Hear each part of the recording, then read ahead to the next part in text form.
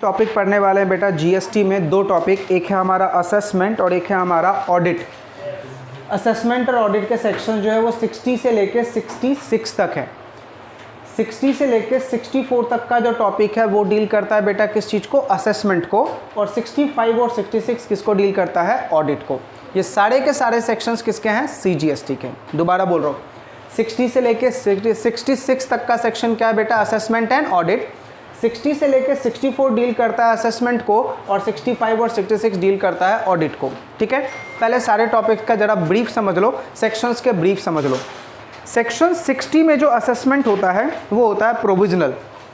एक और सेक्शन बेटा डाल दो, छोटा सा है, इतना इंपॉर्टेंट नहीं है बट ठीक है। सेक्शन 59, ध्यान से, जैसे आप सबको याद हो या हमने ग्रुप 1 में जो हमारा डायरेक्ट टैक्स है, ठीक है, डायरेक्ट टैक्स में भी हमारा असेसमेंट नाम का चैप्टर है, तो वहाँ पे भी असेसमेंट 4 होते हैं, self assessment, scrutiny assessment, income escaping assessment. वैसे ही जीएसटी में भी असेसमेंट है, एक होता है आपको सेल्फ असेसमेंट, एक होता है आपको प्रोविजनल असेसमेंट, एक होता है आपको स्कूटनी असेसमेंट। तो ये सारे असेसमेंट हमें यहाँ भी पढ़ने हैं। ठीक है, चलो सबसे पहले जीएसटी में असेसमेंट का मतलब क्या है, तो जीएसटी में असेसमेंट का मतलब है 4। जीएसटी में असेसमेंट का मतलब क्या है बेटा, 5। कौन कौन सी असेसमेंट है, आपको देखो नोट्स के सबसे पहले मैंने लिखा है, जीएसटी में असेसमेंट का मतलब है self assessment, reassessment, provisional assessment, summary assessment और बेस्ट जजमेंट असेसमेंट। दोबारा बोल रहा हूँ, कौन कौन से असेसमेंट का मतलब है, self assessment, reassessment, provisional assessment, summary assessment और बेस्ट जजमेंट असेसमेंट। ये 5 टाइप के असेसमेंट होते हैं। ठीक है, अब सुनो असेसमेंट का पूरा सीरीज कैसे चलता है। सबसे पहले आपके पास बुक्स ऑफ अकाउंट होना चाहिए। ठीक है, लास्ट क्लास में अपन ने बुक्स ऑफ अकाउंट्स पढ़ा था, सेक्शन बताओ कौन सा था बुक्स ऑफ अकाउंट्स का, 28 कंपनी लॉ का है वो, 35 सेक्शन नंबर 35 किसको डील करता है, बुक्स ऑफ अकाउंट को। तो पहले असेसमेंट करने के लिए हमारे पास क्या होना चाहिए, बुक्स ऑफ अकाउंट, और उस बुक्स ऑफ अकाउंट्स की क्या होनी चाहिए, ऑडिट। बताओ जीएसटी में ऑडिट के लिए मैंने टर्नओवर आपको हिंट दिया था, कितना होता है, 2 करोड़। 2 करोड़ के बाद आपको ऑडिट होगा, तो पहले क्या होगा बेटा, अकाउंट्स होगा, फिर क्या होगा, ऑडिट होगा, अकाउंट्स होगा, ऑडिट होगा और फिर क्या होगा, असेसमेंट होगा। ठीक है, हमने अकाउंट्स ऑलरेडी पढ़ लिया था, सेक्शन नंबर 35। अभी पहले सीखेंगे हम कि सर असेसमेंट में कौन कौन से असेसमेंट होते हैं। सबसे पहला असेसमेंट है बेटा आपको सेल्फ असेसमेंट, जो डील करता है सेक्शन नंबर 59 में। जीएसटी क्या बोलता है कि जीएसटी में जो असेसमेंट है वो सबसे पहले होता है बेटा सेल्फ असेसमेंट। क्या होता है, सेल्फ असेसमेंट, जो किस में कवर्ड है, सेक्शन नंबर 59 में। यहां पे क्या बोलता है, जितने भी असेसी हैं उन सबको क्या करना है बेटा, सेल्फ असेसमेंट करना है। जितने भी असेसी उन सबको क्या करना है, सेल्फ असेसमेंट। यहां पे असेसी का मतलब क्या है, रजिस्टर्ड पर्सन। असेसी का मतलब क्या है बेटा, रजिस्टर्ड पर्सन। अच्छा, जितने भी रजिस्टर्ड पर्सन है सबको क्या करना है बेटा, सेल्फ असेसमेंट करना है। कौन से रिटर्न का, तो मुझे बताओ रिटर्न के सेक्शन बताओ, कहां कहां पे रिटर्न हमने पढ़ा था। Section 37 outward supply, section 38 inward supply, section 39 monthly return. तो असेसमेंट किसका होता है बेटा, मंथली रिटर्न का। असेसमेंट किसका होता है, मंथली रिटर्न का। कितना याद रहेगा। तो आपसे किसी ने पूछा कि बेटा सेक्शन 59 में जो सेल्फ असेसमेंट होता है, सेक्शन 59 में जो सेल्फ असेसमेंट होता है किसका होता है, तो क्या बोलोगे, सेक्शन 59 में जो सेल्फ असेसमेंट होता है वो मंथली रिटर्न का होता है। किसका होता है, मंथली रिटर्न का, जो रिटर्न सेक्शन नंबर 39 में फाइल की जाती। आपको दिया था ना मैंने, अच्छा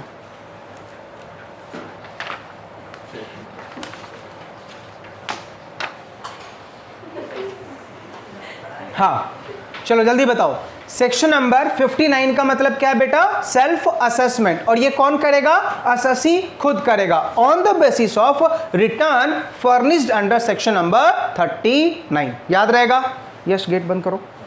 सेक्शन नंबर 60, सेक्शन 60 डील करता है किसको बेटा, प्रोविजनल असेसमेंट को। किसको डील करता है, प्रोविजनल असेसमेंट को। पहले समझो कि प्रोविजनल असेसमेंट कब होता है।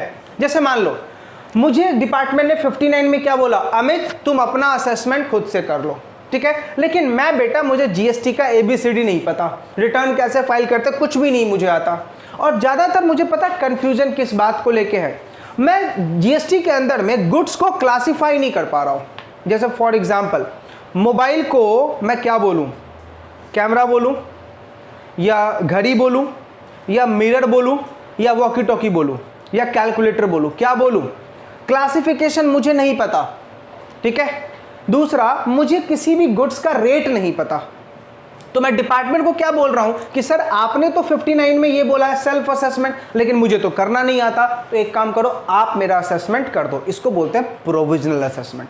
समझ में आ गया प्रोविजनल का मतलब क्या है? देखो क्या लिखा हुआ है, provisional assessment can be resorted where the taxable person is unable to determine, क्या बेटा, the value of goods and service and the rate of tax applicable thereto. तो आपसे एग्जाम में एमसीक्यू में क्वेश्चन पूछ सकता है कि प्रोविजनल असेसमेंट कौन से दो बेसिस पे होता है, तो क्या बोलोगे? सर जब असेसी 59 में क्या नहीं डिटरमाइन कर पा रहा है, value of goods and service और rate of tax, value of goods and service and rate of tax, तो वो किसके लिए अप्लाई करेगा? प्रोविजनल असेसमेंट के लिए, ठीक है। अब आप पूछोगे अमित सर प्रोविजनल असेसमेंट के लिए किसको रिक्वेस्ट करना है, किसको अप्लाई करना है, तो देखो लिखा हुआ है, the taxable person may request to the proper officer in writing, underline the word proper officer in writing, यानी प्रोविजनल असेसमेंट के लिए आप किसको अप्लाई करोगे बेटा? प्रॉपर ऑफिसर को अप्लाई करोगे, कैसे? राइटिंग में। अब इसको स्टेप में याद रखो। 59 क्या बोलता है? सेल्फ असेसमेंट, असेसी खुद से करेगा, कौन से रिटर्न का? सेक्शन 39 वाले रिटर्न का, क्लियर है। सेक्शन 60 क्या बोलता है? Provisional assessment. ये कब होगा? जब दो चीज मुझे नहीं पता है, क्या? मुझे वैल्यू नहीं पता हो रहा है और मुझे क्या नहीं पता आ रहा? रेट ऑफ टैक्स नहीं पता हो रहा, नहीं क्लासिफाई कर पा रहा हूं, तो मैं अप्लाई करूंगा, किसको अप्लाई करूंगा? प्रॉपर ऑफिसर को। कैसे अप्लाई करूंगा? इन राइटिंग, किस चीज के लिए? प्रोविजनल असेसमेंट के लिए, क्लियर है। आगे, passing of order of provisional assessment. देखो मैंने किसको अप्लाई किया बेटा? प्रॉपर ऑफिसर को अप्लाई किया। प्रॉपर ऑफिसर मुझे 90 डेज के अंदर अंदर में असेसमेंट करके देगा। कितने दिन में? 90 डेज में। ये क्वेश्चन एमसीक्यू में आ जाएगा कि बेटा बताओ कितने दिनों के अंदर में असेसमेंट होगा। तो देखो क्या लिखा है, The proper officer shall pass an order within a period of not later than 90 days from the date of receipt of request। जिस दिन रिक्वेस्ट मिला उसके 90 डेज के अंदर में क्या कर देगा वो? Provisional assessment. क्या बोलेगा? दो चीजें बोलेगा, allowing payment of tax on provisional basis. ध्यान से बेटा, अभी तक फाइनल कुछ भी नहीं हुआ है। वो क्या बोल रहा है कि एक काम कर, अभी तक मैंने तेरा फाइनल नहीं किया है, अभी के अभी तुम 10 लाख जमा कर दो, फिलहाल 10 लाख एज ए टैक्स जमा कर दो, एट सच रेट और सच वैल्यू एज में बी स्पेसिफाइड बाय हिम। देखो अभी तक उन्होंने फाइनल कुछ भी नहीं बोला। हमने दो चीज के लिए उनसे रिक्वेस्ट की थी ना, किस चीज के लिए? कि सर मैं वैल्यू नहीं निकाल पा रहा, मुझे प्रॉब्लम आ रही है, और दूसरा सर मुझे रेट नहीं पता। तो उन्होंने क्या बोला कि ठीक है अभी के लिए तू एक काम कर, अपने गुड्स की वैल्यू 20 लाख मान ले और 10% का जीएसटी तुम भर दो। इसको बोलते हैं प्रोविजनल बेसिस पे टैक्स देना। लेकिन क्या ये फाइनल है? नहीं। क्लियर है। आगे, The payment of tax on provisional basis may be allowed if taxable person execute a bond। क्या बनाना पड़ेगा बेटा तुझे? बॉन्ड। अब बोलोगे अमित सर बॉन्ड क्यों सर? बॉन्ड का मतलब क्या होता है? गारंटी।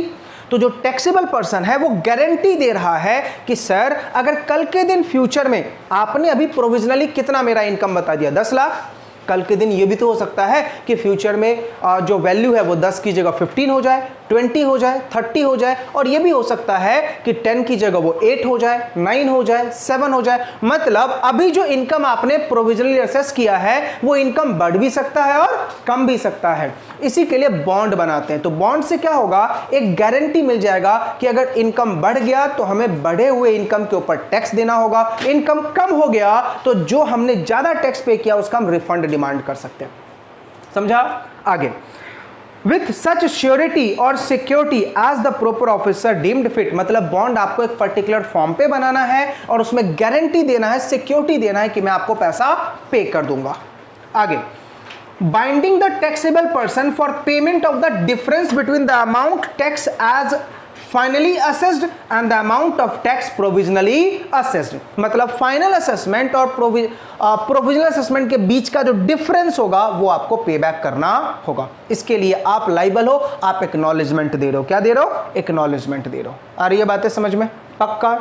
अब सारे बच्चे बेटा आप सब ने लिमिटेशन एक्ट पढ़ा है, पढ़ा है लिमिटेशन एक्ट, याद आ रहा? जब किसी पर्सन की कोई लाइबिलिटी होती है तो वो सेक्शन 18 में एक्नॉलेज करता है, और एक्नॉलेज करने के बाद उसको एक लिमिटेशन पीरियड मिलता है फ्रेश। समझ में आ रहा है नहीं आ रहा? पक्का? यहाँ तक कोई दिक्कत? चलिए अब आ जाइए पॉइंट सबसेक्शन नंबर 3। हमने अभी तक क्या पढ़ा कि एसएससी ने रिक्वेस्ट किया किसको? प्रॉपर ऑफिसर को इन राइटिंग में, किस चीज के लिए?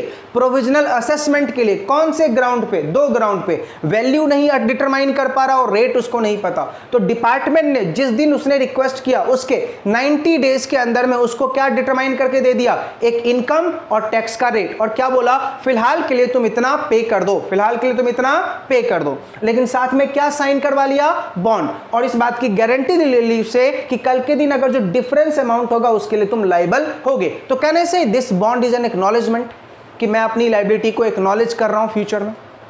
आगे आ जाइए सबसेक्शन नंबर 3 क्या लिखा हुआ है? The proper officer shall. अब एक बात मुझे बताओ बेटा, हमने जनरल क्लॉज एक्ट पढ़ा है। जनरल क्लॉज एक्ट में शैल का मतलब क्या होता है? मैंडेटरी या रिकमेंडेटरी? शैल का मतलब मैंडेटरी,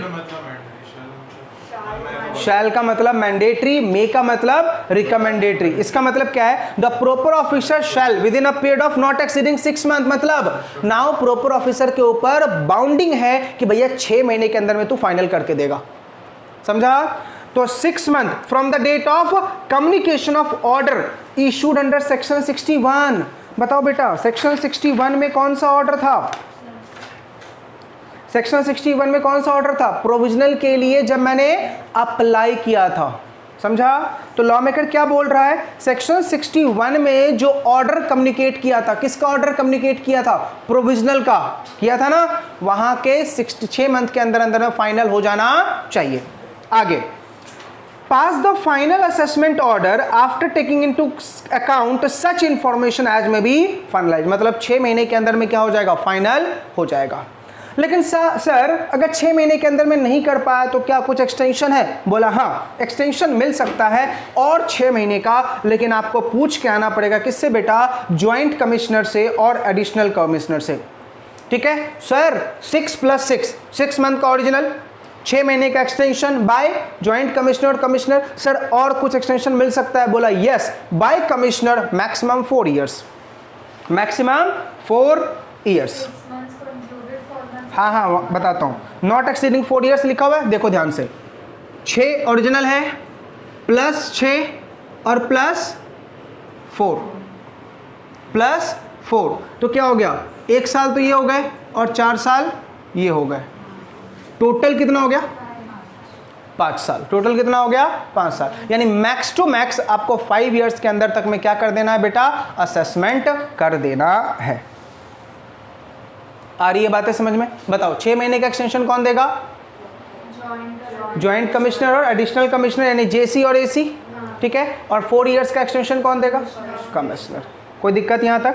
आगे, द रजिस्टर्ड पर्सन शैल पे लाइबल टू पे इंटरेस्ट। अब बेटा आपको इंटरेस्ट पे करना पड़ेगा। कौन सा? On any tax payable on supply of goods और सर्विस और both under the provisional assessment but not paid on the due date specified under section 39(7) और the rules made thereunder at the rate specified. Rate specified को underline करो और लिखो 18%।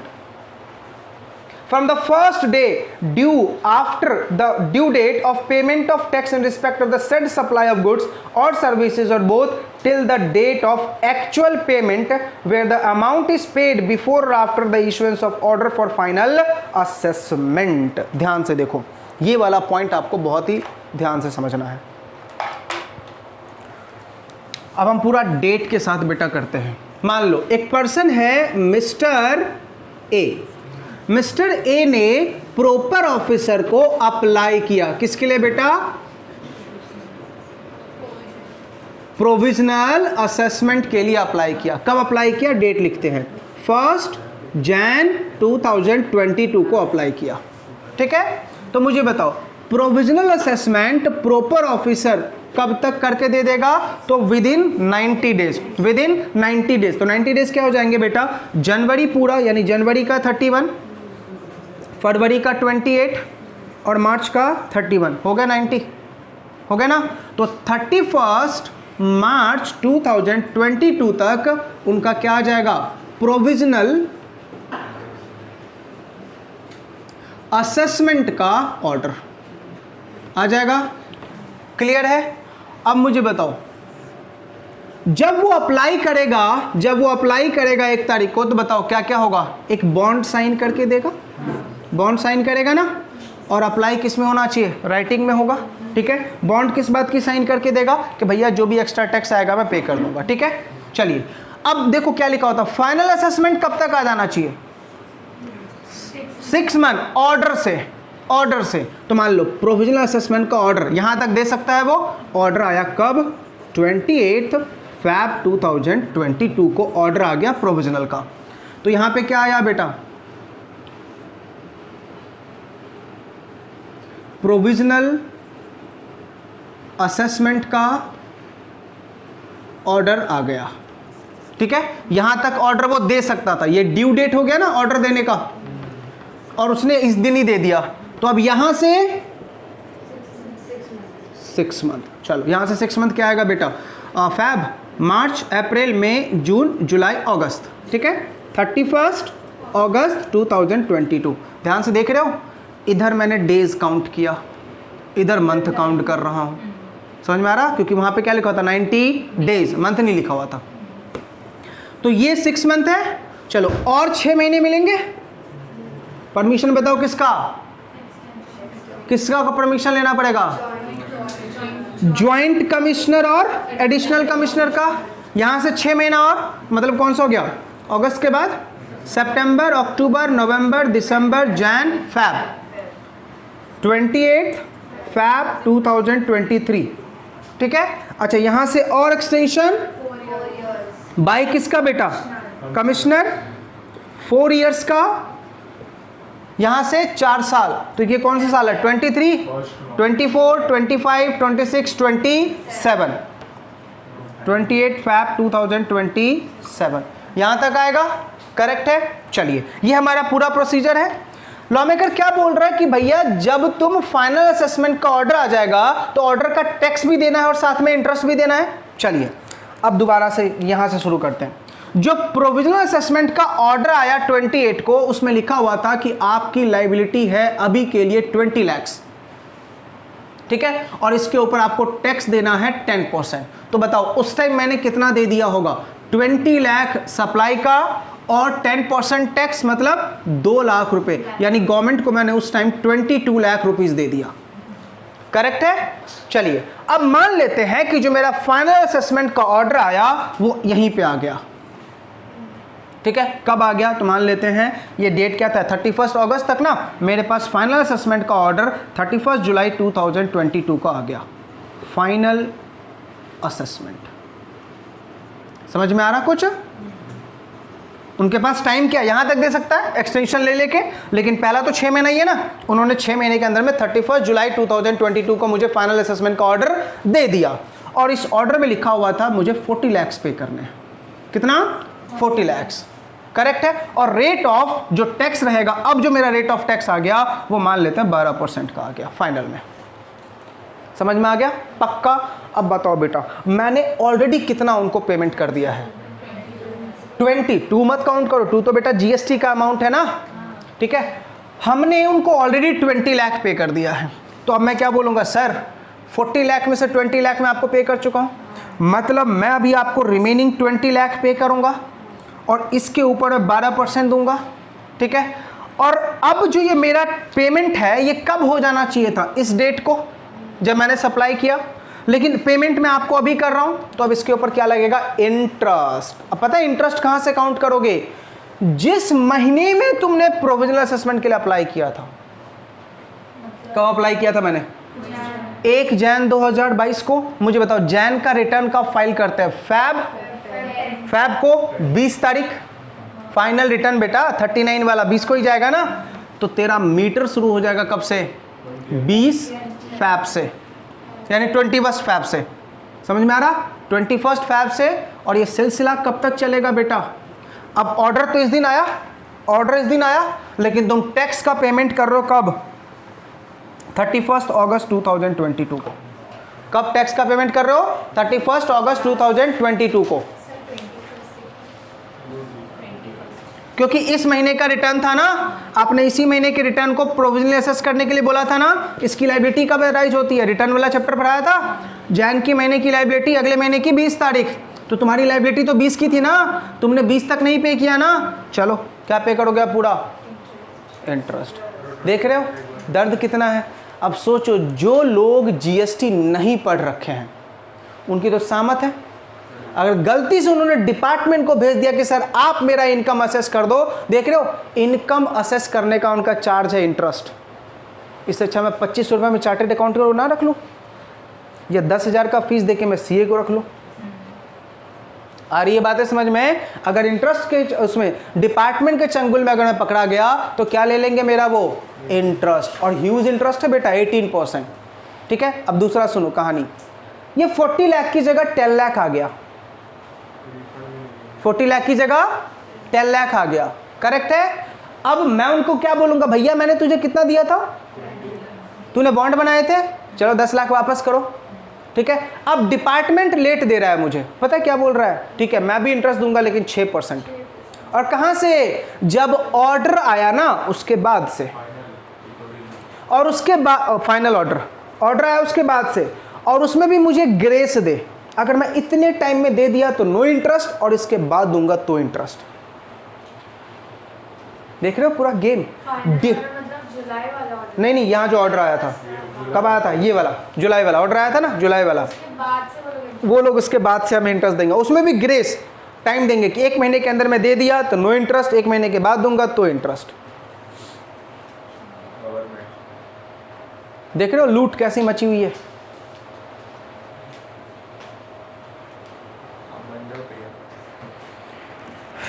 अमित मैं तो ही सही हूँ। किनको? ना डिपार्टमेंट इसके बाद से देगा, डिपार्टमेंट इसके बाद से देगा, हमसे यहां से ले रहा है। समझ में आ गया? दिस इज छोटा सा सेक्शन बेटा, दैट इज 60। ये पूरा चित्रहार है 60 का। आया समझ में? चलो सम अप करते हैं, और रट्टा दिमाग में बैठाओ, इसको फीड करो। चलो बताओ कौन अप्लाई करेगा प्रोविजनल के लिए?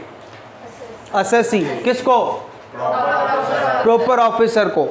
अप्लाई जब होगा कितने दिन के अंदर में प्रोविजनल ऑर्डर आएगा? क्या उसमें एक्सटेंशन है? नहीं, उसमें एक्सटेंशन नहीं है। अच्छा, जब प्रोविजनल ऑर्डर आया फाइनल कब तक आ जाएगा? कहां से? प्रोविजनल ऑर्डर के 6 महीने।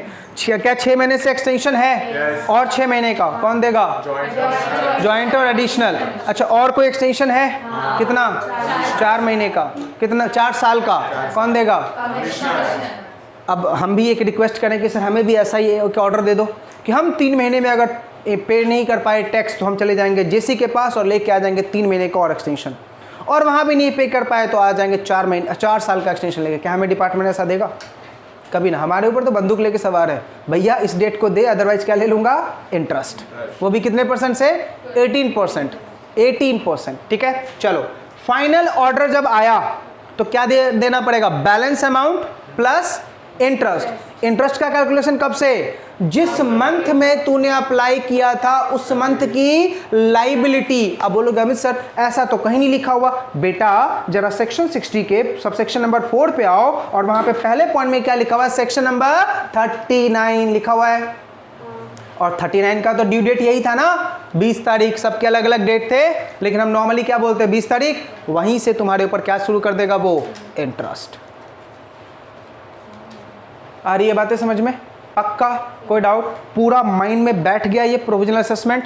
पहले बताओ सबसे पहला असेसमेंट कौन सा होता है? सेल्फ, जो कौन से सेक्शन में होता है? 59 में। उसके बाद क्या होता है? प्रोविजनल, जो कौन से सेक्शन में होता है? 60 में। कोई दिक्कत है? चलिए प्रोविजनल हो गया।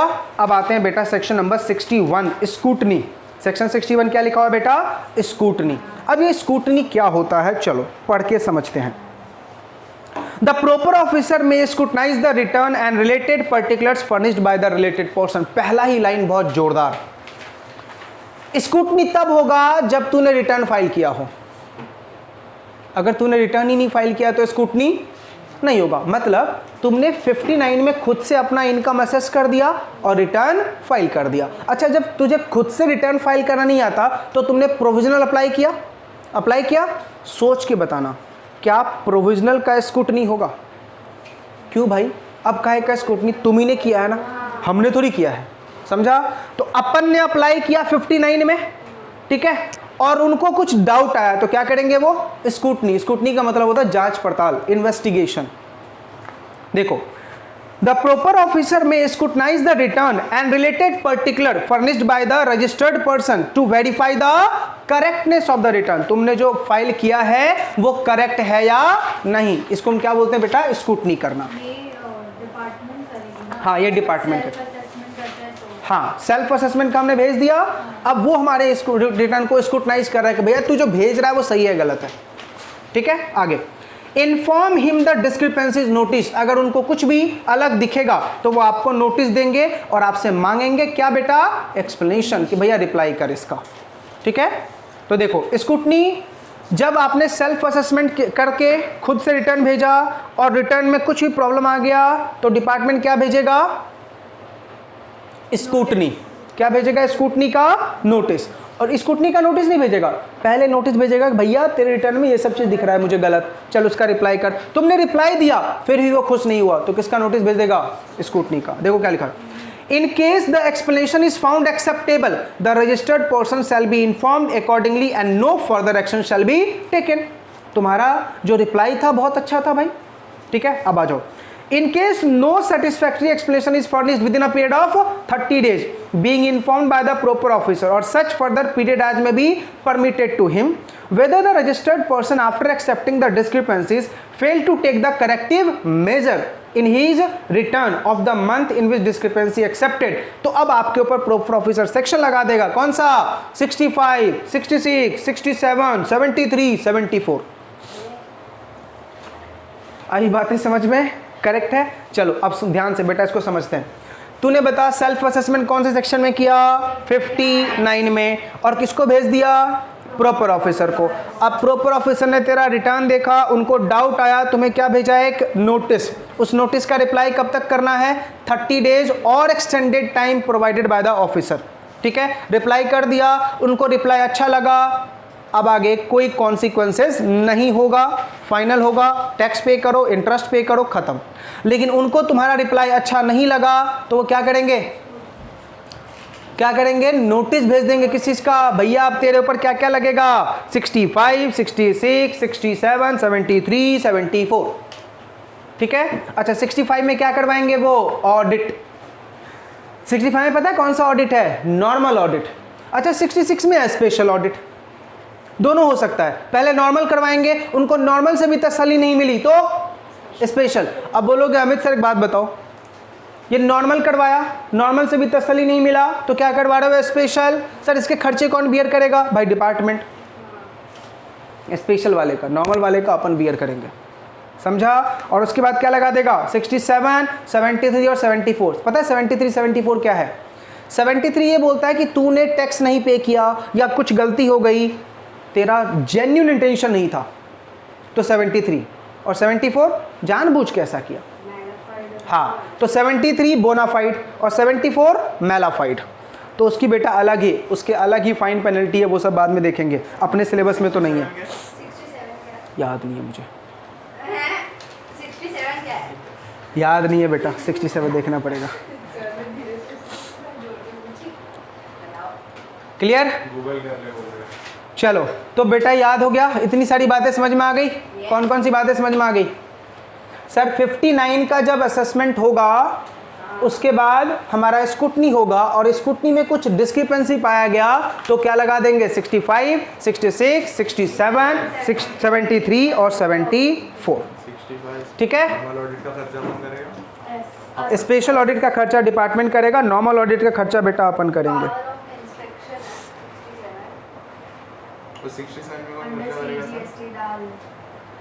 एक मिनट बेटा,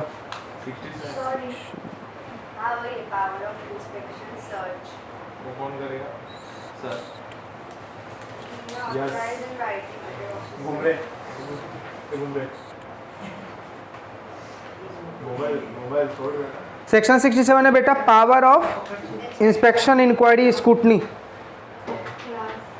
power of inspection Hour of inspection inquiry. एक मिनट, अभी आओ गए। क्या है?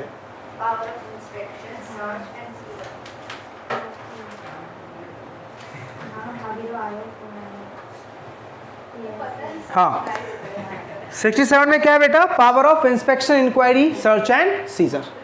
ठीक है, सीजर सीजर सीजर मतलब जब्त करना। कॉन्फिस्केशन लिख दो। क्या क्या लिखना है? Search, Power to inspect. Search and scissor. चलिए यहाँ तक समझ में आ गई? पक्का? चलो बताओ, सबसे पहला असेसमेंट कौन सा? Self. सेल, फिर Provisional. फिर Screw. अच्छा, प्रोविजनल के बेसिस पे स्क्रूटनी होगा, नहीं. सेल्फ के बेसिस पे होगा। यस, आ जाओ। अब आते हैं 62, assessment of non filers of return. मान लो चिन्मय अपना कमा पूरा रहा है, पूरे मजे ले रहा है, लेकिन रिटर्न फाइल नहीं कर रहा, तो अब डिपार्टमेंट क्या लेगा? मजे। डिपार्टमेंट क्या लेगा बेटा? मजे। मजे कौन से सेक्शन में लेगा बताता हूँ, ठीक है? देखो क्या लिखा हुआ है, notwithstanding anything contained in 73-74। बोल रहा है 73-74 में जो लिखा है उसको रहने दो, वो तो है ही है, इसके अलग से सेक्शंस इसके ऊपर लगा दिए जाएंगे। देखो क्या लिखा हुआ है, where a registered person fail to furnish the return under 39 और 45। बताओ 39 में कौन सा रिटर्न था? 20th. मंथली वाला, और 45 में Annual. फाइनल। कब जाता है final? September. Closure of business के 3 महीने के अंदर में। ओ बाबू, वो 44 का है, हाँ, वो वो 44 का है। 20th समझ में आ रहा नहीं आ रहा? वो 44 का है। अक्टूबर वाला ना. ओ दिसंबर वाला, अक्टूबर तो आईटीसी के लिए होता है। दिसंबर वाला, हम पूरे करके दिसंबर वाला। मोदी जी. उसका डेट बाइक आ जाए. नलायको कभी तो सही बोला करो, इतनी जान डाल के याद दिलवा देता हूँ, अभी गवर्नमेंट को बोलना तो फालतू. याद करवा देता हूँ, फिर भी भूल जाते हो। उस दिन तो पूरा माहौल बना रहता है कि हाँ याद है, दूसरे दिन पता नहीं खत्म, सब बातें भूल जाते हो। मेरे को नहीं पड़ा. चलिए आ जाओ, इधर आ जाओ। हमने क्या बोला कि भैया 62 में किसका रिटर्न फाइल होगा? उन लोगों का जो रिटर्न फाइल ही नहीं कर रहे। तो आपने ना तो 39 का रिटर्न फाइल किया, ना तो 45 का।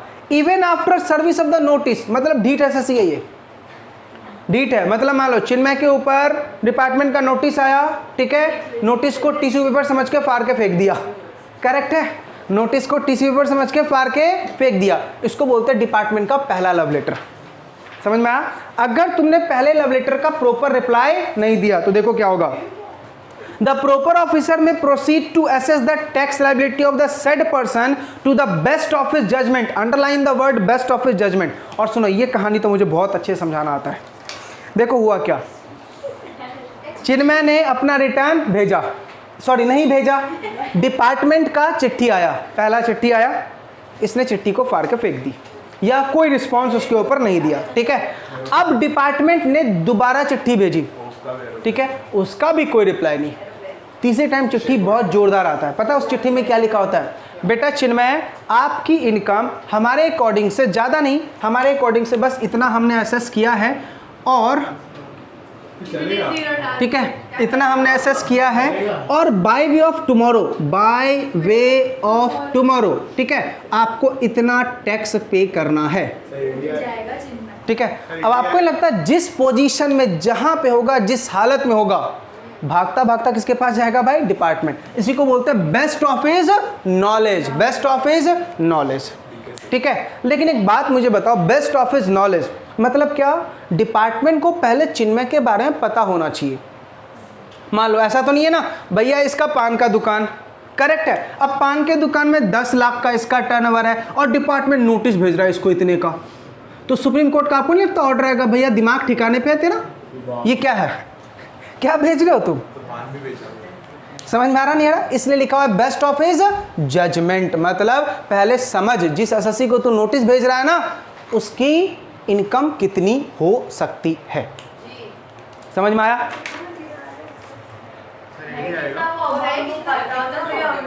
मुझे क्या पता ना रहा मिलियंस में है, इतनी समझ में आ गई? एक बेटा, एक कंज्यूमर, जब मैं कंज्यूमर प्रोटेक्शन एक्ट पढ़ाता हूँ उसमें एक बहुत फेमस केस है बेटा, केस का नाम मैं भूल रहा हूँ, हाँ एयरलाइन का केस था, एयरलाइन का केस था। देखो उस केस में हुआ क्या था, आपको पता है एरोप्लेन में जो वो लैडर लगाए जाते हैं, ठीक है, तो हम ऐसा एग्जांपल लेते हैं, मतलब चिन्मय अभी सीढ़ी पे चढ़ा ही और इसको देखा नहीं, लैडर खींच दिए, ठीक है, ये गिर गया। अब जब गिर गया ना तो इसने, मुझे बताओ फ्लाइट वाले सर्विस दे रहे नहीं दे रहे, तो वी आर द कंज्यूमर, तो इसने कोपरा में केस फाइल किया और कंज्यूमर प्रोटेक्शन एक्ट उसमें केस फाइल किया। अब ध्यान सुनो, केस में देखो अमाउंट, एसएससी ने कॉम्पनसेशन कितना मांगा था, देखो अरे क्या कर रहे हो, अंडे नहीं बनाना खाए भी नहीं अंडे देख देख देख इनको शादी बहुत नाटक है 4 पे 16 जीरो लगा के क्लेम मांगा, 4 पे 16 जीरो, बाकी काउंट कर लो कितना होता है, बने बस ठीक है। अब ध्यान से सुनो तो सही, कोर्ट का ऑर्डर आया, कोर्ट ने सिर्फ कॉम्पनसेशन दिया इतना, चलो इतना ही बहुत काफ़ी दिया, लेकिन असेसमेंट में एक ऑर्डर पॉइंट लिखा हुआ था, वो जोरदार था, पढ़ने वाला पॉइंट था। बोला जो हमने इसके पैसे दिए हैं ना, कुछ पैसे तो हमने इसके इलाज के लिए दिए हैं और बाकी का पैसा इसका मेंटल संतुलन बिगड़ा हुआ है उसके लिए दिए हैं। एक बात मुझे बताओ भाई, क्या अप्लाई कर रहे हो तुम? इसमें उसकी क्या कर दी बेचारी? अरे सिंपल सी बात है भाई, अपने हिसाब से समझ मांगो ना, तुम उसको बोल रहे हो इतना, वो थोड़ी देगा। उसमें नहीं आ रही है बातें समझ में? पक्का? कोई डाउट? CS को 60 बार हो जाएगा। चलो तो ये देखो हम क्या पढ़ रहे थे बेटा, सेक्शन नंबर 62 पढ़ रहे, क्या पढ़ रहे बेटा, सेक्शन नंबर 62। देखो क्या लिखा हुआ है, अपन ने सेक्शन नंबर 39 और 45 का रिटर्न फाइल करने में फेल कर गए, डिपार्टमेंट ने 46 का नोटिस भेजा तो फेल कर गए। अच्छा मुझे बताओ, एग्जाम में या इंटरव्यू में तुझे बोल दे ऐसे कि भाई तुमने रिटर्न फाइल नहीं किया, तो बताओ नोटिस कौन से सेक्शन में आएगा, तो क्या बोलोगे 46 में, और उस नोटिस का हमने रिप्लाई भी नहीं किया। आगे क्या लिखा है, The proper officer may proceed to assess the tax liability of said person to the best of his judgment, taking into account all relevant material which is available or which has been gathered। जो भी information इकट्ठा किया, issue an order within a period of 5 years from the date of specified under section 44 for furnishing the return। मतलब क्या, 44 वाला कौन सा था? Final assessment, sorry annual assessment 31 दिसंबर, 44 एनुअल असेसमेंट 31 दिसंबर, याद आ रहा कुछ? मंथ एंड है, ईयर एंड है। ओ बताता हूँ, इधर देख लो, एक 37 है, एक 38 है, एक 39 है, एक 44 है, एक 45 है। अरे यार ये है आउटवर्ड सप्लाई का रिटर्न, ये है इनवर्ड सप्लाई का रिटर्न, ये है मंथली रिटर्न, ये है आपका एनुअल रिटर्न और ये है आपका final return, annual return assessment. ठीक है। तो यहाँ पे जो 44 लिखा हुआ किसकी बात कर रहा है, एनुअल रिटर्न की, और क्या बोल रहा है, issue an assessment order within a period of 5 years from the date specified under 44 for furnishing the annual return. समझा? अब देखो इस बात की खुशी की लहर है आपके लिए, देखो क्या है, मान लो 21-22 का भैया रिटर्न कब जाएगा ये बताओ, 31 दिसंबर 2022। तो चिन्मय ने इसका रिटर्न नहीं भेजा, नहीं भेजा, तो किसका नोटिस इशू होगा भैया, सेक्शन 46 का। अब बोल रहा है 46 का अगर नोटिस इशू होता है तो कब तक इशू कर सकते हो, क्या बोला, 5 साल, मतलब इसका रिटर्न फाइल करने का ये डेट था, यहाँ से 5 साल, 5 years के बाद नहीं कर सकते। इसके लिए क्या करना है? स्कूटनी का जो ऑर्डर होगा, स्कूटनी का जो असेसमेंट होगा, मैक्सिमम कितने टाइम में आ सकता है, 5 साल, उसके बाद नहीं आ सकता। इसका मतलब क्या, अगर मैंने कोई पाप किए हैं 5 साल तक, अगर मेरा वो पाप छुप गया, अब नहीं हो सकता कुछ। आ रही है बातें समझ में? पक्का? चलिए आगे क्या लिखा हुआ, where the registered person furnish a valid return within 30 days of service of notice. मान लो उन्होंने 46 का नोटिस भेजा और तूने 30 दिन के अंदर अंदर में क्या कर दिया, अप्लाई कर दिया, नोटिस का रिप्लाई कर दिया, the said assessment order shall be deemed to have been withdrawn but the liability to pay tax arise हो जाएगा। देखो उस दिन नोटिस भेजा उन्होंने, मैंने रिप्लाई कर दिया, अगर नोटिस भेजा मैंने रिप्लाई नहीं कर दिया तो स्कूटनी स्टार्ट। अच्छा नोटिस भेजा मैंने रिप्लाई कर दिया, स्कूटनी का ऑर्डर विथड्रॉन, स्कूटनी विथड्रॉन हो जाएगा, लेकिन इसका मतलब ये नहीं कि तुझे टैक्स नहीं पे करना पड़ेगा, इंटरेस्ट नहीं पे करने का, टैक्स इंटरेस्ट तो तुझे लगेगा ही लगेगा। समझ में आ गया बेटा स्कूटनी वाला? चलो जल्दी से बताओ, 59 में हमने क्या पढ़ा, सेल्फ असेसमेंट, 60 में प्रोविजनल, 61 में स्कूटनी, स्कूटनी कब होता है? जब 59 में रिटर्न फाइल करेगा तब स्कूटनी होगा, अदरवाइज स्कूटनी नहीं होता। इतनी बातें समझ में आ गई? अच्छा, स्कूटनी का ऑर्डर कब तक आ सकता है? मैक्स टू मैक्स जिस महीने का वो, जिस साल का वो रिटर्न था उस साल के मैक्सिमम 5 सालों में। यानी अपने वाले एग्जाम्पल के अकॉर्डिंग 21-22 का था, यहाँ तक रिटर्न फाइल करना था, यहाँ से मैक्सिमम 5 साल, मतलब 27 तक, उसके बाद नहीं आ सकता। क्लियर है? चलिए अब आ जाओ बेटा, section number 64 summary assessment. Notes नहीं लाए हो? नोट्स नहीं लाए? मिला नहीं? ये तो पता है कृष्ण को कल पता है, ये पहले पता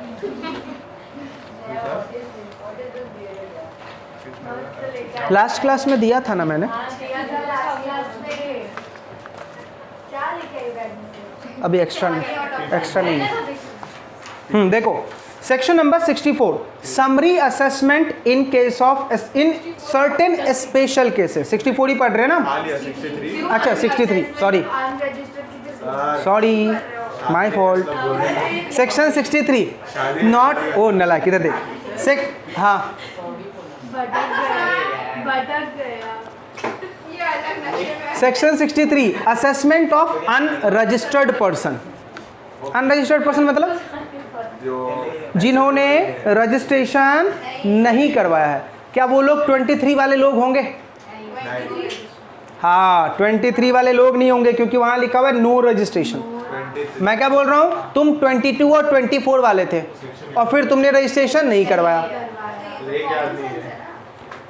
देखो क्या लिखा है, notwithstanding anything contained in 73 और 74। 73 और 74 में कुछ नहीं बेटा, यहाँ पे तो सब कॉमन सेंस लग रहा है, लेकिन एग्जाम में सारे के सारे सेंसफुल ही लगते हैं। फिर कॉमन सेंस की बात छोड़ो। देखो 73 और 74 में जो बातें लिखी है उसको रहने दो। क्या लिखा हुआ है, a taxable person fails to obtain registration even though liable to do so. ठीक है, 40, 20 और 10 का लिमिट था। whose registration has been cancelled but was liable to pay tax। मान लो आपका रजिस्ट्रेशन कैंसिल हुआ, आपको टैक्स पे करना लाइबल था। proceed to assess the tax liability of the such taxable person to the best of his judgment। Again यही same बात है जो हमने बात किसमें पढ़ी बेटा, 62 में। लेकिन 62 और 63 में क्या था, अपन ने रिटर्न फाइल किया तब वो कांड हुए। स्कूटनी था ना, 61 में स्कूटनी था। ठीक है, अभी हम क्या पढ़ रहे हैं बेटा, 63 में क्या लिखा हुआ है कि अनरजिस्टर्ड पर्सन, मतलब जिनका रजिस्ट्रेशन करवाना क्या था बेटा, कंपलसरी था। जिनका रजिस्ट्रेशन करवाना क्या था, कंपलसरी था, उन्होंने रजिस्ट्रेशन नहीं करवाया, या फिर रजिस्ट्रेशन कैंसिल होने के बाद जो आपको टैक्स पे करना था आपने वो टैक्स नहीं पे किया, तो डिपार्टमेंट क्या करेगा, फिर से आपको नोटिस भेजेगा और क्या करेगा, वो आपसे टैक्स मंगवाएगा और असेसमेंट करेगा। इसका भी ऑर्डर सेम है बेटा, 5 साल। 5 साल कहाँ से, सेम जो 61 में लिखा हुआ था, जो 61 में लिखा हुआ था। ठीक है, चलो आगे देखो, पॉइंट नंबर 2 क्या लिखा हुआ है, no such assessment order shall be passed without giving the person opportunity of being heard। बिना opportunity of being heard दिए हुए कोई assessment वो पास नहीं करेगा। समझा, पक्का, कोई डाउट? चलो देखो 59 क्या था, 60 क्या था, प्रोविजनल, 61 62 में नॉन फाइलर्स और 63 में अनरजिस्टर्ड। तो अनरजिस्टर्ड वाले का सेम टाइम पीरियड है जो 62 में दिखा हुआ है नॉन फाइलर वाले में, याद रहेगा। चलो अब आ जाओ सेक्शन नंबर 64, किसको डील करता है, summary assessment in certain special cases. Summary assessment in certain special cases, summary का मतलब होता है बेटा फास्ट। देखो, summary assessment can be completed in all the following conditions are satisfied. ठीक है, पहला कंडीशन देखो क्या लिखा हुआ है, the proper officer must have evidence. Proper officer के पास एविडेंस होना चाहिए किस चीज का, कि सर हाँ इसका कुछ तो टैक्स बनता है और इसने नहीं पे किया है। दूसरा, the proper officer has taken prior permission of additional joint commissioner to assess the tax liability. आपने ज्वाइंट कमिश्नर का परमिशन ले रखा है टैक्स लाइबिलिटी को असेस करने के लिए। ठीक है, तीसरा, the proper officer must have a sufficient ground to believe that any delay in passing the assessment order would adversely affect the interest. मतलब प्रॉपर ऑफिसर को ऐसा लगता है कि अगर मैंने लेट असेसमेंट किया तो असेसी भाग जाएगा या असेसी टैक्स की चोरी कर सकता है, ठीक है। And last, based on the such permission the proper officer may proceed to assess the tax liability of such person to protect the interest of revenue. देखो, समरी असेसमेंट कब होगा? पहला कंडीशन, जब प्रॉपर ऑफिसर को लगता है कि yes there is a need और उस पर्सन की टैक्स लायबिलिटी कुछ बनती है, तो क्या करेगा? समरी। दूसरा, प्रॉपर ऑफिसर इसके लिए परमिशन ले सकता है किसकी बेटा? एडिशनल कमिश्नर की या जॉइंट कमिश्नर की, ठीक है। तीसरा, प्रॉपर ऑफिसर के पास इस बात का पूरा भरोसा होना चाहिए, बिलीफ होना चाहिए, एविडेंस होना चाहिए कि अगर मैंने लेट असेसमेंट किया तो पार्टी टैक्स की चोरी कर सकता है या टैक्स नहीं देगा। और लास्ट पॉइंट, उसके बाद इन सारे परमिशन को लेने के बाद प्रॉपर ऑफिसर अपने अकॉर्डिंग से उसकी टैक्स क्या कर देगा? निकाल देगा। आ रही है बातें समझ में? आगे क्या देखो क्या लिखा हुआ है। Where the taxable person to whom liability pertains is not ascertainable and the such liability pertains to the supply of goods, the person in charge of the such goods shall be deemed to be the taxable person, liable to be assessed and liability to pay tax and any other amount under due this section। ध्यान से दोबारा read करो। Where the taxable person to whom the liability pertains, मतलब मान लो मैं एक taxable person हूँ जिसके ऊपर liability लगाई गई है, is not ascertainable and such liability pertains to the supply of goods, मतलब मुझे फाइंड नहीं किया जा रहा है या मतलब मैं फाइंड नहीं हो पा रहा हूं, ठीक है। and the liability pertains to the supply of goods, the person in charge of the such goods shall be deemed to be the taxable person, मतलब जो उस गुड्स का इंचार्जेबल पर्सन होगा। फॉर एग्जाम्पल, मेरे गुड्स का सप्लाई कर रहा था परिणीत, ठीक है, तो मैं परिणीत तो मेरा एजेंट हो गया, ठीक है। अब परिणीत अगर मेरा एजेंट हो गया तो होगा क्या भाई? मैंने जब अप्लाई किया और मुझे ढूंढा नहीं जा पा रहा है, मैं नहीं फाइंड हो पा रहा हूं, तो कौन लायबल हो जाएगा? परिणीत लायबल हो जाएगा। समझ में आ रहा? तो ये बेटा section number 64। Section number 64, section 64 simple क्या बोलता है कि अगर किसी पर्सन की कोई टैक्स लायबिलिटी है, किसी पर्सन की कोई टैक्स लायबिलिटी है लेकिन वो पर्सन फाइंड नहीं हो पा रहा है, जो पर्सन इंचार्ज होगा हम उसके ऊपर टैक्स लायबिलिटी क्या कर देंगे बेटा? अराइज कर देंगे। करेक्ट है? ये आपका सेक्शन नंबर 64, ठीक है। आगे आ जाओ। नेक्स्ट पॉइंट क्या लिखा हुआ है? An application made by the taxable person within 30 days from the date of receipt of order passed under section 64, जो भी ऑर्डर आएगा उसके 30 डेज के अंदर अंदर में आपको क्या करना है बेटा? पेमेंट करना है। On his own, if the additional commissioner or joint commissioner consider that such order is injurious, he may withdraw such order। कभी कभी क्या होता है कि मान लो डिपार्टमेंट का अभी तक मेरे ऊपर ऑर्डर नहीं आया, ठीक है, और मैंने अपनी गलती खुद से मान ली, तो जो वो ऑर्डर भेजने वाले थे अब वो नहीं भेजेंगे, सिर्फ मेरे ऊपर क्या लगेगा? 73 और 74। क्लियर है? तो ये है आपका section number 64, that is summary assessment. Exam के लिए जो इंपॉर्टेंट है वो है इंपॉर्टेंट सेक्शन 59, 60, 61, 62, 63, 64, ठीक है। अब ध्यान से बेटा सुनो सारे, मैंने फॉर्म्स के नंबर लिख दिए हैं, ठीक है। ये सारे फॉर्म रट्टा मार लेना, ज़्यादा नहीं है बेटा, ओनली 18 बस। सारे फॉर्म्स के आगे मैंने पर्टिकुलर लिखा हुआ है कौन सा फॉर्म कौन से असेसमेंट ऑर्डर में इशू किया जाता है। क्लियर है? चलो अब एक बार 5 मिनट्स के अंदर में फटाफट रिकैप कर ले। 59 किसका था? कौन करेगा? असेसी खुद करेगा, ठीक है। 60 किसका था? प्रोविजनल। कब अप्लाई होता है? जब तुम सेल्फ नहीं कर पा रहे हो और तुम्हें दो चीज़ों की प्रॉब्लम है। किसकी? वैल्यू और टैक्स रेट। किसको अप्लाई करोगे? प्रॉपर ऑफिसर को। प्रॉपर ऑफिसर कितने दिन में ऑर्डर देगा? 90 डेज के अंदर में वो ऑर्डर दे देगा। फिर क्या साइन करवाएगा? बॉन्ड। और फाइनल ऑर्डर कब आएगा? 90 के ऑर्डर के 6 महीने में। 6 महीने में नहीं दिया तो एक्सटेंशन कितने का? 6 महीने का। किससे परमिशन लेके आएगा? एसी और जेसी से। अच्छा 6 महीने से और करना है तो 4 इयर्स। किससे परमिशन लेके आएगा? कमिश्नर से। अब जो फाइनल ऑर्डर आएगा उसका आपको क्या देना है? Difference of tax plus interest. Interest कब से काउंट होगा? जिस महीने में तुमने अप्लाई किया था उस महीने की टैक्स लाइबिलिटी से लेके जब तक तुम टैक्स पे नहीं करोगे। यही था। चलिए 62 क्या था? सॉरी 61 क्या था? स्कूटनी कब होता है? जब 59 का तुमने असेसमेंट किया तो अब डिपार्टमेंट तुम्हें क्या भेजेगा? स्कूटनी कब भेजेगा? जब उनको लगता है कि तुमने कुछ तो झोल किया है, तो तुमसे रिप्लाई मांगेगा। रिप्लाई कितने दिन में देना है? 30 डेज में। अगर रिप्लाई से सेटिस्फाइड, आगे कुछ नहीं। रिप्लाई से नॉट सेटिस्फाइड तो क्या ऑर्डर देगा वो? 60 कौन कौन सेक्शन लगा देगा? 65, 66, 67, 73 और 74। 65 normal audit, 66 special audit, 67 inspection inquiry investigation, 73 bonafide, 74 malafide. Clear? अब आ जाइए, उसके बाद सेक्शन नंबर 62 किसका है? जिन्होंने रिटर्न फाइल नहीं किया। कौन सा रिटर्न फाइल नहीं किया? 39 वाला और 45। 39 क्या था भैया? Monthly return. 45 क्या था? Final return. नहीं फाइल किया तो वो 46 की क्या भेजेंगे? नोटिस। और अपने हिसाब से क्या भेज देंगे? टैक्स और वैल्यू। करेक्ट है? मैक्सिमम 5 सालों का। ठीक है। अच्छा 63 में कौन सा जाएगा? Unregistered person.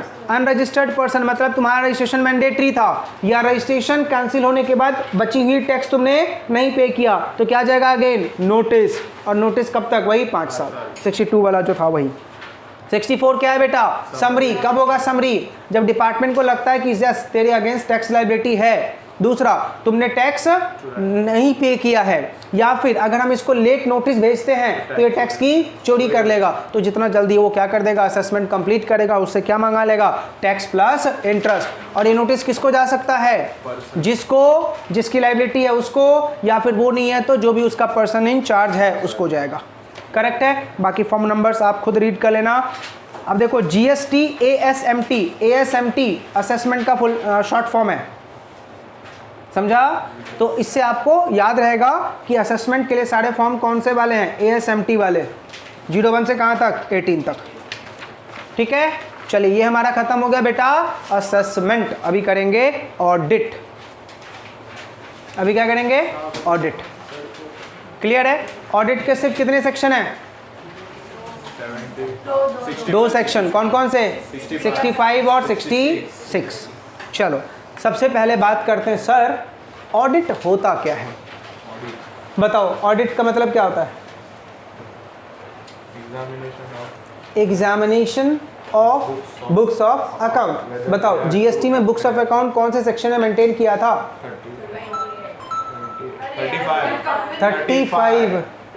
35 में हमने क्या किया था? बुक्स ऑफ अकाउंट मेंटेन किया था। वो बुक्स ऑफ अकाउंट्स किसके लिए मेंटेन करते हैं? ऑडिट के लिए, डिपार्टमेंट को बताने के लिए कि हमने कितना सप्लाई किया है, कितना हमारा इनवर्ड सप्लाई था, कितना आउटवर्ड सप्लाई, कितना टैक्स था, क्या रेट ऑफ टैक्स लगाया, ये सारी चीज़ें ITC का डिटेल। इसका क्या करवाना है बेटा? ऑडिट। 2 ऑडिट होते हैं, एक होता है नॉर्मल ऑडिट 65 का, एक होता है स्पेशल ऑडिट 66 का। ठीक है। पहले हम बात करते हैं बेटा 65 का नॉर्मल ऑडिट। चलो सबसे पहला सवाल आता है कि सर ऑडिट करेगा कौन? तो ऑडिट करेगा कमिश्नर। कौन करेगा? कमिश्नर या कमिश्नर का ऑथराइज बंदा। कौन करेगा? कमिश्नर या कमिश्नर का ऑथराइज पर्सन। क्या करेगा बेटा? ऑडिट। ठीक है। पहला पॉइंट देखो क्या लिखा है?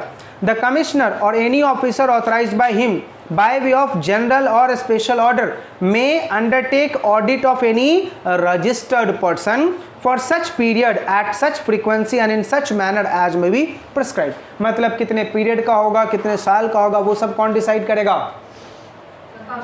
कमिश्नर। अच्छा मुझे बताओ 6 ईयर से ज़्यादा का ऑडिट हो सकता है क्या? क्यों? बेटा मैक्स टू मैक्स 6 साल तक ही बुक्स ऑफ अकाउंट्स होते हैं ना, और तू बुक्स ऑफ अकाउंट्स के बिना ऑडिट कैसे करेगा? समझा? तो मान लो एग्जाम में क्वेश्चन आ गया कि ऑडिट अगर करना है तो कितने ईयर्स होंगे? 1 2 3 6 मैक्सिमम 6।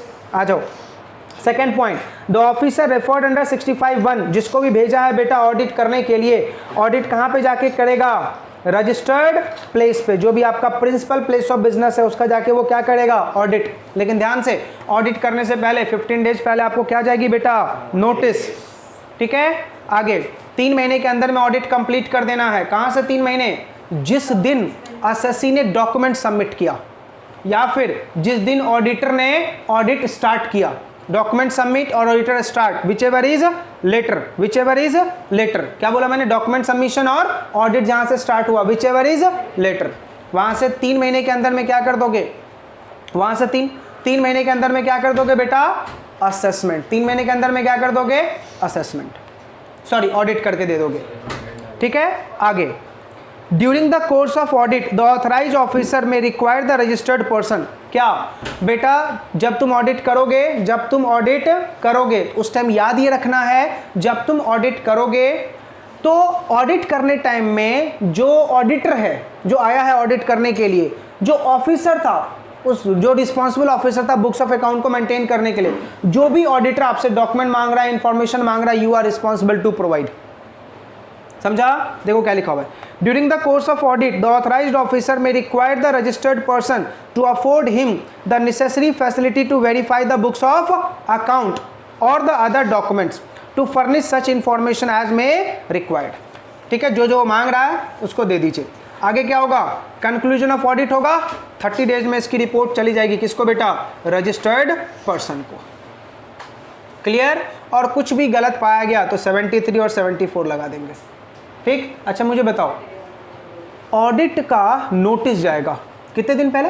15 डेज पहले। पता है कौन सा फॉर्म इस्तेमाल करते हैं? ADT1। समझा? ADT1 में नोटिस जाएगा और ऑडिट फाइनल होगा, उसका रिपोर्ट आएगा ADT2 में। पेज नंबर 479 पे लिखा हुआ है। ADT1 में क्या जाएगा बेटा? नोटिस, और ADT2 में क्या आएगा? Final report. कोई दिक्कत? खत्म हो गया बेटा नॉर्मल ऑडिट। बताओ नॉर्मल ऑडिट का प्रोविजन किस में? सेक्शन 65। कौन करेगा ऑडिट? कमिश्नर या कमिश्नर का ऑथराइज बंदा।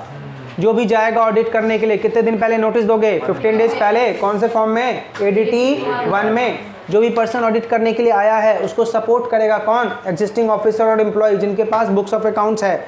जो भी इंफॉर्मेशन डॉक्यूमेंट मांग रहा है वो दीजिए। ऑडिट कब खत्म हो जाना चाहिए? जिस दिन आपने डॉक्यूमेंट सबमिट किया और जिस दिन ऑडिट स्टार्ट हुआ, विच एवर इज लेटर, वहां से 3 महीने के अंदर में ऑडिट खत्म हो जाना चाहिए। ऑडिट रिपोर्ट कौन से फॉर्म में आएगा? ADT2 में।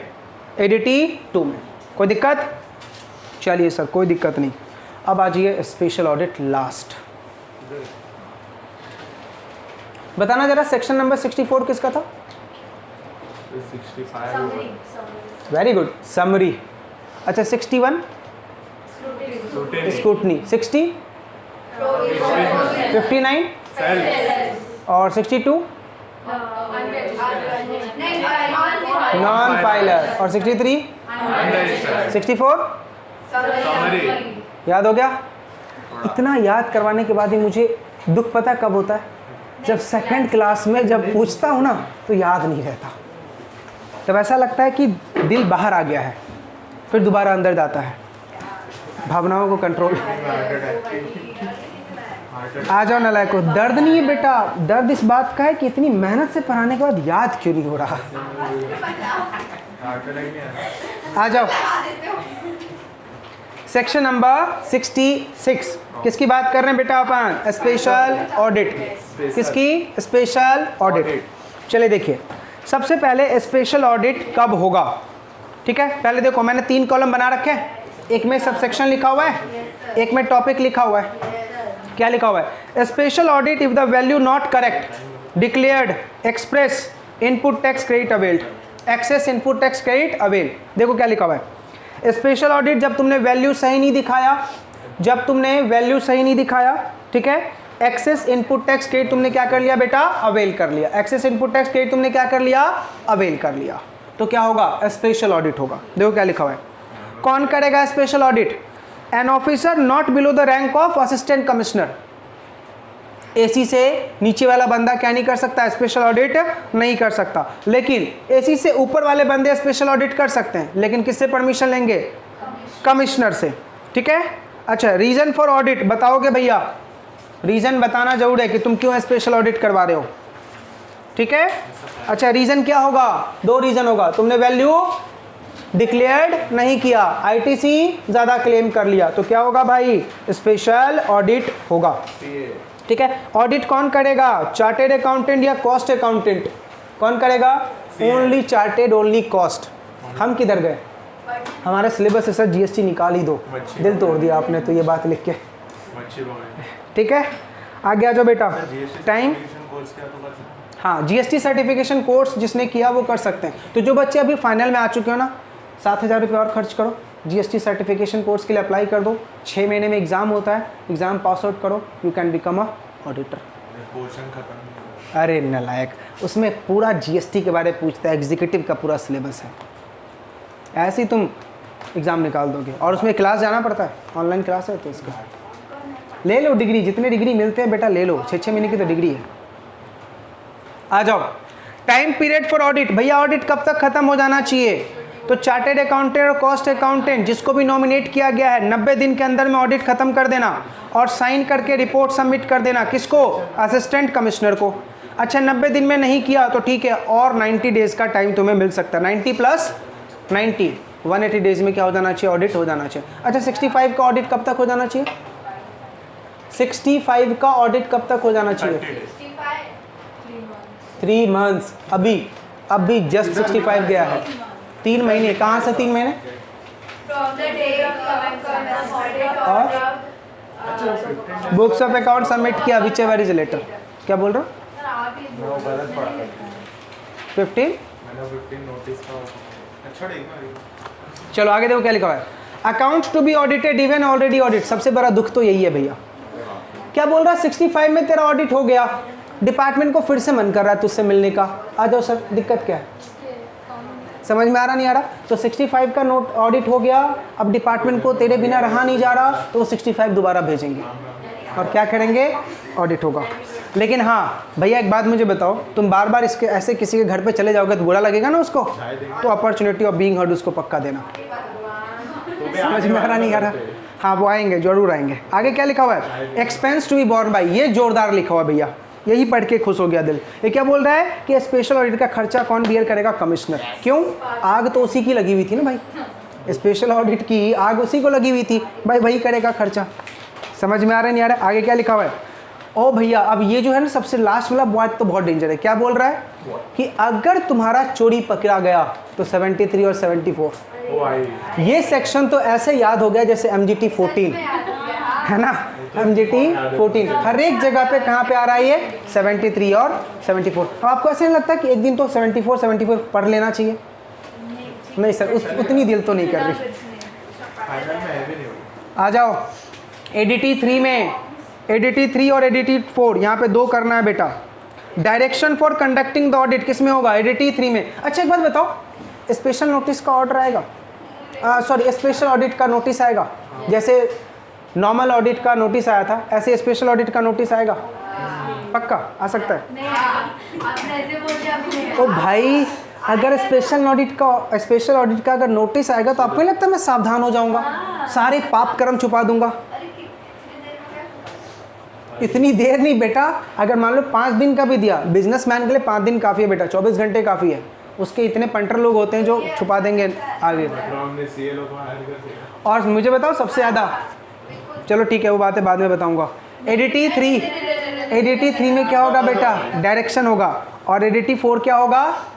ऑडिट रिपोर्ट आएगा। किसका? स्पेशल ऑडिट का। बाद में ओ एक मिनट पहले मेरी संतुष्टि नहीं हुई ना। 59 में क्या था? 60, 61, 62 पक्का, 63, 64, 65 नॉर्मल ऑडिट। कौन सा फॉर्म नंबर में नोटिस? और कौन से फॉर्म में ऑर्डर? और 66 कौन से फॉर्म में रिपोर्ट? रिपोर्ट ADT 4 और डायरेक्शन 3 और 67 में power of inspection, inquiry and investigation. Correct है? तो इसी के साथ बेटा हमारा खत्म हो गया क्या? Accounts, audit, assessment.